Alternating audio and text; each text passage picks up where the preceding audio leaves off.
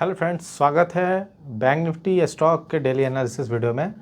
तो जैसे कि हम बात करेंगे कि लास्ट डे हमने कैसे बात किया था कि इंडेक्स काफ़ी वीक लग रहा है, कुछ ऐसी चीज़ें हो रही है जो समझ में नहीं आ रहा, लेकिन चार्ट में वो दिख रहा था कि चार्ट वीक होते जा रहा था, जिसकी वजह से कभी भी फॉल आ सकता था।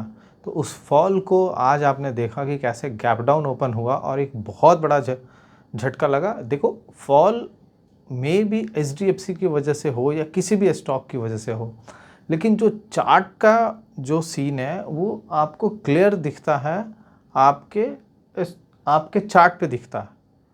कभी भी आप कंपनी के अंदर अगर कुछ हो रहा है या कुछ भी ब्लॉक डील हो रहे हैं या कुछ भी किसी भी तरह की प्रॉब्लम हो रही है, वो चार्ट पे हमें रिफ्लेक्ट करता है। तो वो चार्ट की वजह से ये बैंक निफ्टी का चार्ट आप देख रहे होंगे पीछे में। चलो अब बात कर लेते हैं। तो पीछे बैंक निफ्टी का चार्ट लगा हुआ है डेली टाइम फ्रेम में।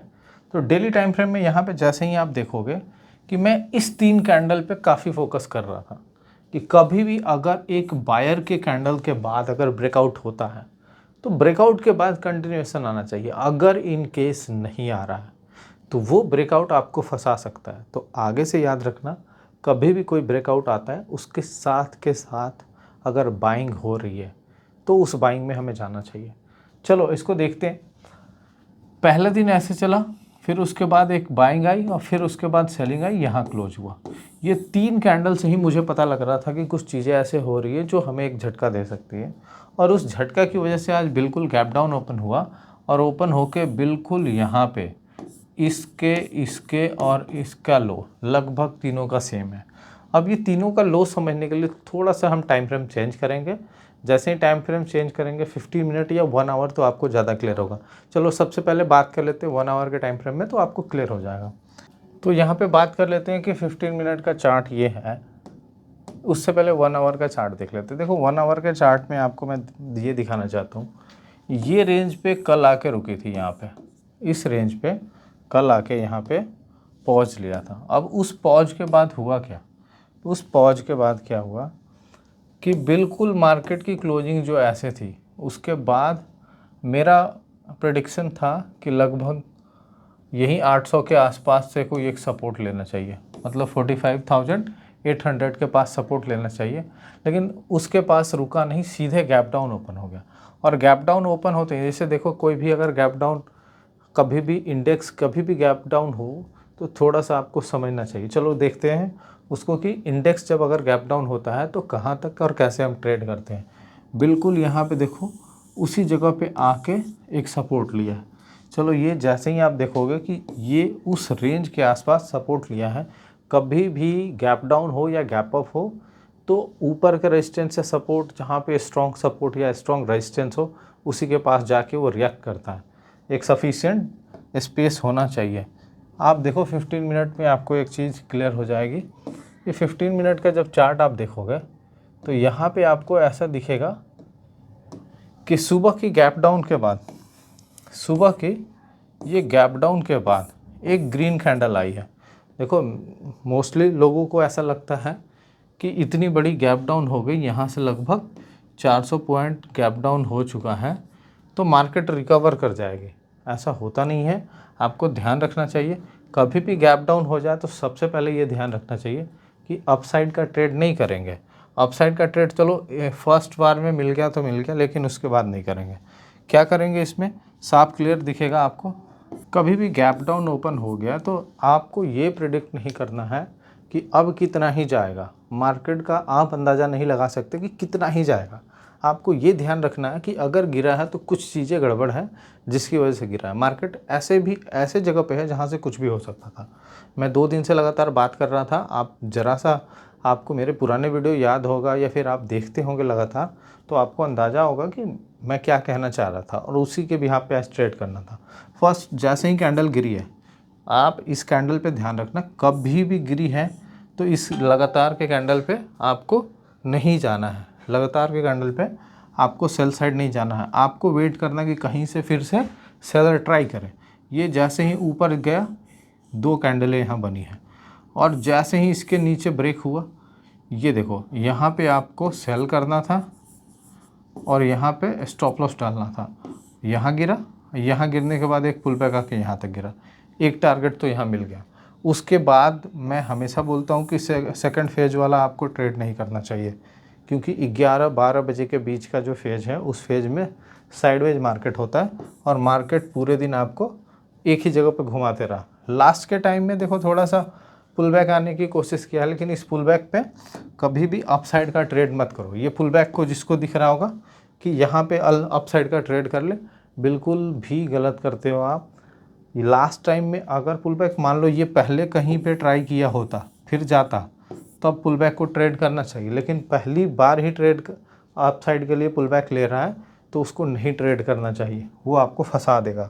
आप बिल्कुल इसको ध्यान रखना है आपको कि मार्केट गिर रहा है, हम मार्केट लगातार ये लोज लग रहे हैं, तो इस लोज के बिहाफ पे कभी भी अपसाइड नहीं जाएगा, डाउनसाइड के ही चांसेस होंगे। और कल का कोई सीन नहीं, कल का कोई ठीक नहीं है कि कल मार्केट कहाँ ओपन होगा। लेकिन जैसे हम डेली टाइम फ्रेम में चार्ट देख रहे हैं, डेली टाइम फ्रेम के चार्ट से आपको क्लियर यहाँ दिखेगा कि ये जो है यहाँ पे क्लोज हुई है। अब सोचो आज का लो सबसे इम्पॉर्टेंट हो जाएगा। अगर आज का लो टूटेगा तो बहुत ही बुरी तरह मुझे गिरता हुआ दिख रहा है, जो कि इस पूरे ट्रेंड को ख़त्म कर चुका है। मतलब जितना अपसाइड गया उतना डाउनसाइड आ गया, इस पूरे ट्रेंड को ख़त्म कर चुका है और इसके नीचे आएगा तो फिर एक ये वाला रेंज याद रखना, ये रेंज हमारा 44,800 या फिर 45,000। दो हमारे पास एक लेवल है 45,000 का और 44,800 का, ये दो लेवल तक आ सकता है। इन केस ऐसा हो कि ये यहाँ तक आया है, यहाँ तक की फॉल है, कल कंटिन्यू करेगा तो इसके लो के नीचे जाएगा तभी कंटिन्यू करेगा। अगर लो के नीचे नहीं जाता है तो पूरा दिन मार्केट यहीं साइडवेज होकर एक छोटी सी कैंडल बना के छोड़ देगा। तो ये मेरा व्यू था निफ्टी में। अब चलते बैंक निफ्टी में ये व्यू था। अब आते हैं निफ्टी की बात कर लेते हैं। अब निफ्टी के जैसे बात कर रहा हूँ मैं, निफ्टी में आप देखो जनरली मैं एक ऑप्शन सेलर हूँ, तो ऑप्शन सेलर के उससे एक तरह से देखूँ तो जो कमाने का जो मेथड होता है, अगर आप ट्रेडर हो तो सबसे ज़्यादा कमाने का पोटेंशियल जो होता है बेचने में होता है। आप देखो यहाँ पे साफ आपको दिख जाएगा, आपको एक चीज़ साफ दिख जाएगा, ये चीज़ समझो। जो कमाने का पोटेंशियल होता है, मार्केट 1 दिन 2 दिन 3 दिन 4 दिन 5 दिन 6 दिन ऊपर रहा, लेकिन एक ही दिन में काम ख़त्म हो गया। सोचो 6 दिन मार्केट को अपसाइड मूव होने में लगा, एक ही दिन ने मार्केट को पूरा का पूरा साफ़ कर दिया। यानी अगर आप एक सेलर हो, अगर सेलिंग के सेटअप आपके बहुत अच्छे काम करते हैं, मतलब आपको सेलिंग के सेटअप बहुत अच्छे आते हैं, तो आपको अपने टाइम का वेट करना होगा और उसी टाइम में सेल करना होगा। आज जो मान लो कोई अगर ऐसा प्लान करके बैठा होगा तो आज सेल करके कमाया होगा, ठीक है। बिल्कुल सिमिलर से चार्ट थे इसके भी बैंक निफ्टी की तरह। चलो 15 मिनट के चार्ट देख लेते हैं। 15 मिनट में देखो यहाँ पे बैंक निफ्टी का चार्ट देखो। ये सेटअप मेरा सबसे फेवरेट है कि फर्स्ट कैंडल अगर ज़बरदस्त बाइंग की कैंडल बनी है, उसके नेक्स्ट कैंडल उसको कवर करता है 70% अगर कवर कर देता है, तो मैं इस जगह पे बहुत अच्छे से स्टॉप लॉस लगा के नीचे की ओर पोजीशन क्रिएट कर सकता हूँ। ये नीचे की ओर जाने के चांसेस बहुत ज़्यादा हो जाती है। और ये देखो कहीं भी पुल बैक आएगा नीचे जाएगा, तो ध्यान रखना कभी भी फॉल आया है, फॉल आने के बाद जब पुल बैक आया, जैसे यहाँ पे पुल बैक गया फिर नीचे आया, यहाँ पे पुल बैक गया फिर नीचे आया, तो जब पुल बैक आया उस समय शॉर्ट मारो, नीचे की पोजीशन बनाओ सेल साइड में, अप साइड की पोजीशन मत बनाओ।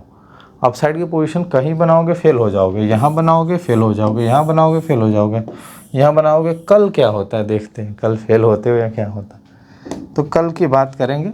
बाकी इसमें भी सिमिलर सब हमारा जैसा बैंक निफ्टी का है सेम वैसा इसमें भी हमारा प्लान होगा। अगर मार्केट उसके आसपास ओपन हो जाती है तो साइडवेज मार्केट देखने को मिल सकता है, या फिर लो ब्रेक होगा तो डाउन साइड का ट्रेड ले सकते हैं। नेक्स्ट चलते हैं स्टॉक पे बात कर लेते हैं।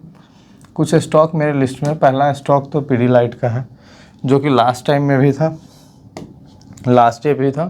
पीडीलाइट के स्टॉक से अब 2514 के ऊपर जैसे ही जाएगा तो एक अच्छी खासी बाइंग आ सकती है, इसको ज़रा हम ध्यान रखेंगे। पीडीलाइट का लास्ट डे भी बताया हुआ था, एक बार पीछे का वीडियो देख लेना। आपको समझ आ जाएगा। बजाज फाइनेंस पे बात कर लेते हैं। देखो बजाज फाइनेंस कुछ दिन पहले ही मैंने सजेस्ट किया था। बजाज फाइनेंस यहाँ पे मैंने सजेस्ट किया था, मूव हुआ और यहीं आके रुका हुआ। ये कैंडल की बाइंग देख लो, इससे सेकंड लास्ट जो कैंडल है उसकी बाइंग देख लो। बाइंग अच्छी है, आज पॉज लिया है। अगर ऊपर कल निकलता है इस जगह पे 1566 के लेवल को क्रॉस करता है तो एक बाइंग आ सकती है, उसको ध्यान रखना। उस पर अपसाइड की ओर पोजीशन क्रिएट किया जा सकता है। ठीक है, अब नेक्स्ट स्टॉक बात कर लेते हैं ब्रिटानिया। ब्रिटानिया देखो, ब्रिटानिया का जो सीन था, मैं कितने टाइम से यहाँ बात भी कर रहा था कि अपसाइड का प्लान है, अपसाइड का प्लान है। ये गया नहीं, यहीं पे रेंज में रह गया। लेकिन ये जो है ये कैंडल कुछ मुझे बेयरिश सा दिख रहा है, तो लगभग 4507 के नीचे जाएगा तो एक ट्रेड होगा डाउन साइड का यहाँ तक का। बाकी अगर नहीं जाए तो इसको डाउन साइड के लिए ट्रेड मत कीजिएगा। 4507 पे, 4507 पे उसके नीचे जाएगा। तो ये जाइडस का है, ये स्टॉक जाइडस का है। जाइडस को ध्यान रखना, जाइडस काफ़ी लंबे टाइम से था यहाँ से, और यहाँ पे एक फॉल भी दिया था। फॉल देने के बाद ऊपर गया, फिर फॉल दिया। ठीक है, फिर ऊपर जाकर पूरा फॉल कवर कर दिया। तो ये जो है एक एम पैटर्न सा बनता हुआ दिख रहा है। अब इसके नीचे डाउन साइड का ट्रेड देखा जा सकता है, काफ़ी वीकनेस सा दिख रहा है और वीकनेस है, कंटिन्यू इसमें फॉल आ सकता है, ध्यान रखना। अब अगले स्टॉक पे चल लेते हैं, LT। देखो इस टाइप का कुछ स्टॉक था। लास्ट टाइम मैंने मारुति दिया था, मारुति में अच्छा खासा 1.5% 2% के आसपास फॉल कल मिला, सॉरी आज मिला। तो मारुति आपने देखा होगा, तो सेम इस टाइप का ही पैटर्न था। ऊपर गया था, ऊपर से रिजेक्शन आने के बाद ये ऐसे बना। तो वीकली में भी ये काफ़ी वीकनेस इसमें दिख रहा है, तो हो सकता है डाउन साइड आ जाए। इसके नीचे अगर मौका मिलता है तो ही मिलेगा, नहीं तो गैप डाउन ओपन हो जाएगा, तो इसको इग्नोर कर दीजिएगा। अगर फ्लैट ओपन होकर ये नीचे जाता है तो ठीक है, अगर डायरेक्ट गैप डाउन ओपन हो जाए तो इग्नोर कीजिएगा। ठीक है, या बिल्कुल यहीं पे ओपन हो जाए थोड़ा सा नीचे, तो ये ऊपर जाके नीचे आएगा और उसको ट्रेड किया जा सकता है। तो ये स्टॉक आज के हमारे थे, जिसमें मैं कुछ में अपसाइड के लिए या डाउन साइड के लिए मेरा व्यू है, उसमें आप नेक्स्ट ट्रेड कर सकते हैं, देख सकते हैं। बाकी वीडियो को लाइक, फॉलो और सब्सक्राइब करते रहें। और जिनके पास डीमैट अकाउंट नहीं है, डिस्क्रिप्शन बॉक्स में लिंक दिया गया है, आप ओपन कर सकते हैं। Thank you.